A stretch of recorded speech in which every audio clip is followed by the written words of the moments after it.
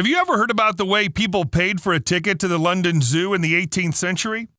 I mean, of course, there were no zoos back then, but there was royal menagerie at the Tower of London. Under Elizabeth I, it became available to the general public. You had to pay 3.5 pence to enter, but if you didn't have enough money, you could go in for free. Only with one little caveat. You had to bring a dog or a cat to feed them to the lions. I agree. That sounds just awful by modern standards, but if you remember that we're talking about the 18th century, imagining homeless animals being fed to exotic predators becomes not so difficult.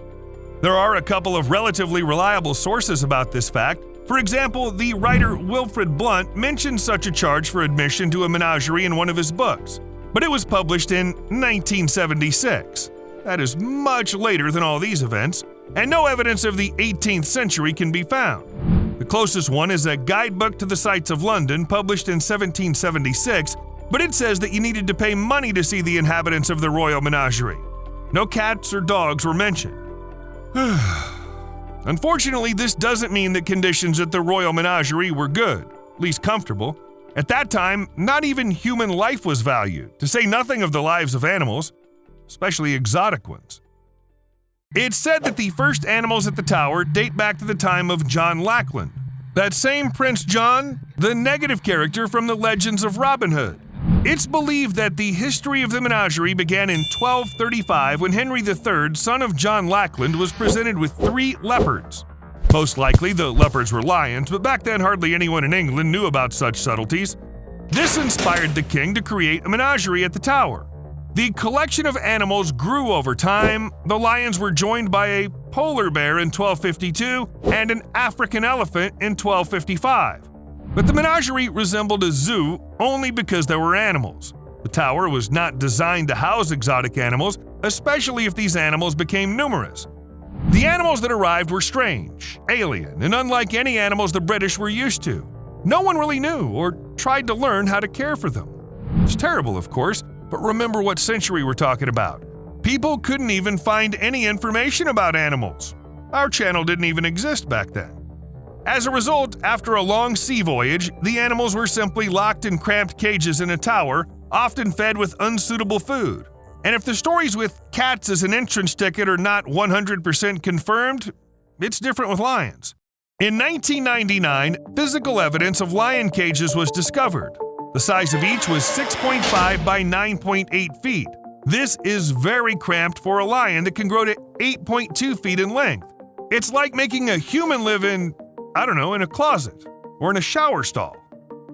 Elephants had some serious problems too. As I said, the first elephant appeared in the zoo in 1255, or in 1254. The data differ, but that's not important. The important thing is that Henry III was delighted with the gift, which, by the way, was made by the King of France. Where do elephants come from in France? Oh, the poor guy was captured during a crusade and dragged to who knows where, but having an elephant was considered very cool. So Henry even imposed an extra tax on Londoners. He was going to build a big house for the pet. Alas, even if the elephant had got a penthouse with a jacuzzi, it wouldn't have helped. The caretakers had no idea what to feed the unusual beast. They assumed the elephant was a predator, so they gave it meat and wine. Wait, why wine? Well, the caretakers did have some knowledge. They knew that in England it's much colder than in the elephant's home country, so the animal had to be warm. They figured it'd feel warmer after drinking alcohol. Spoiler alert, it didn't work. Poor guy didn't live long at all. The other elephant, which appeared in the menagerie in 1623, was a little luckier. The animal was presented by the Spanish king, who warned that the elephant must drink wine from September to April. Well, at least it's not year-round. There was also a zebra that drank beer. Bet you haven't seen that one before. Knocked him dead in New York. It's unknown how it became addicted to it, but there is information that the zebra would run to the soldiers' mess hall to get someone to give it a pint. Why wasn't the animal kept in an enclosure? I have no idea. Maybe it was on free range. Queen Charlotte also had zebras, and she received the first one as a belated wedding gift. Very quickly, the zebra became a celebrity. Crowds of people flocked to see the charming animal grazing at Buckingham Palace, but the zebra's character was far from charming. They wanted to tame it to harness it for carriages, but it kicked, bit, and behaved quite uncontrollably. The Queen's next zebra was much the same. While at the Tower of London, it grabbed its keeper with its teeth and threw him to the ground. When people tried to somehow calm the animals, they often isolated them and gave them tobacco. Of course, the animals had to eat it, not smoke it, but it didn't help either. Eventually, people came to the conclusion that it's impossible to tame zebras. Perhaps it was because of dietary problems that the secretary bird lost its head. It put it into an enclosure with a hyena, and the hyena wouldn't refuse such a gift of fate. Who knows, maybe the poor hyena's menu also consisted of some inappropriate things like cabbage, clay, or nails. And I'm not even kidding about the nails. For some reason, it was considered that ostriches are able to digest iron. Don't ask, I have no idea who came to that conclusion and how. Maybe someone saw an ostrich pecking at something made of iron on the ground? Never mind.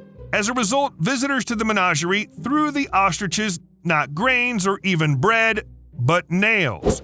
Fortunately, they threw nails just on the ground. No one aimed at the birds. And when one of the ostriches died, the contents of his stomach were examined, and there were found 80 nails. Naturally, none of them was digested. This could be the cause of death. What about the polar bear that was sent to swim in the Thames? In 1252, the King of Norway gave this magnificent predator to Henry III. But the thing is, polar bears are pretty damn gluttonous guys. Henry already resented that the animals cost him too much.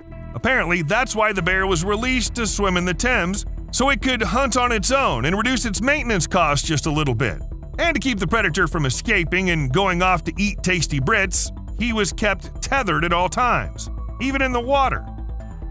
One would have thought the monkeys would be the luckiest animals. In the 1780s, a fully furnished room was created in which a pack of monkeys were housed. People were naturally delighted by their human behavior.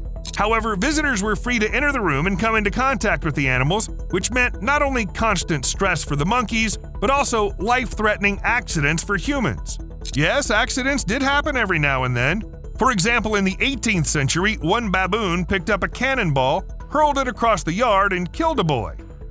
A baboon was to be expected to behave aggressively, but there were other animals that retaliated against humans. It was enough to get too close to become a victim. But it didn't matter whether the person was a zookeeper, a soldier, or a mere visitor. In addition, many people had no idea that some animals were dangerous because they knew basically nothing about them. In 1686, Mary Jenkinson, mistress of the keeper of the menagerie, wanted to show off to her friends at the lion's den. She stroked one of the lion's paws in the cage, and, well, you can imagine how it ended. The doctors had to amputate her arm, but the girl died anyway. A few years later, a hungry boa constrictor wrapped itself around the caretaker, and the man would have become a snake's dinner if he hadn't been saved by two helpers. And these are just the known cases of attacks. There must have been much more, especially when you remember that there was literally a drunken elephant living at the tower. But this all had to end one day, and a monkey that bit one of the guardsmen at the tower was the last straw for the government. On August 28, 1835, the public was allowed to the Tower Menagerie for the last time, and then the animals were moved to other zoos.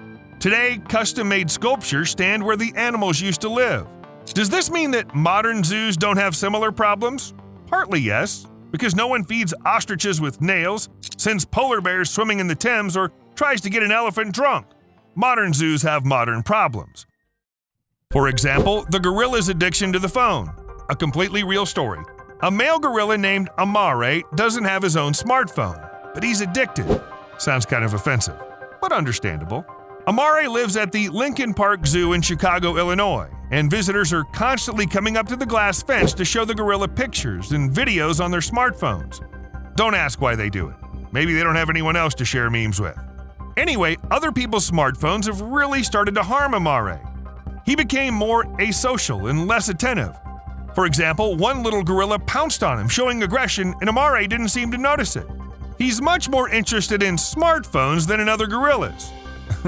Surely some of our viewers have heard similar accusations from their parents?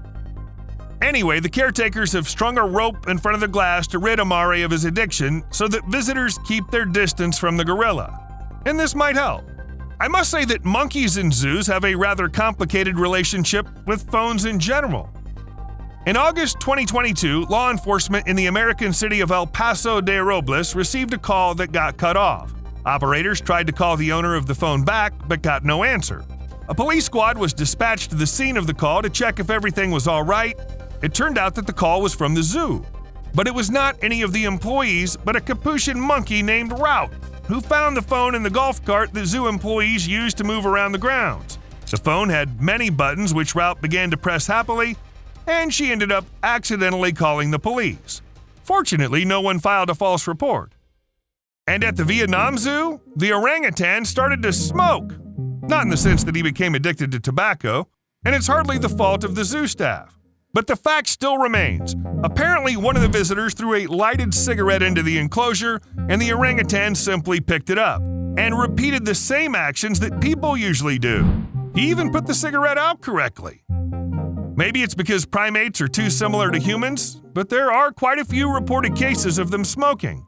In the Chinese zoo, a chimpanzee was turned into a chain smoker. The visitors have been throwing him cigarettes and lighters since 2002, and as a result, the poor fellow's been smoking for at least 16 years. There was a lot of hype after the images of the smoking chimp hit the web, and the zoo workers promised to fix the situation somehow. At least not to let visitors throw new cigarettes at the chimpanzee. Now take a look at this picture. Who do you see? A dog or a lion? Yes, it's a lion. Well, at least that's what the other Chinese zoo decided. A female visitor noticed the switch when she approached the cage marked African lion, and she heard barking. It was a Tibetan Mastiff, definitely a very beautiful, large and fluffy dog. A dog, not a lion. I mean, I understand why this particular breed was chosen to replace it, but they shouldn't cheat, especially since this deception wasn't the only one.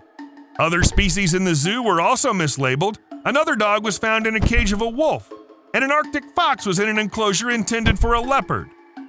But most of all, I like the rats in the snake terrarium.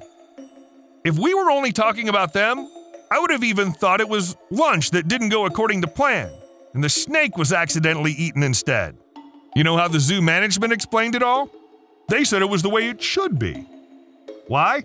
For different reasons, and also for safety reasons, of course, but they promised to fix this all as soon as possible. I wouldn't be surprised if in the end they just dye the Mastiff as a lion. See you later!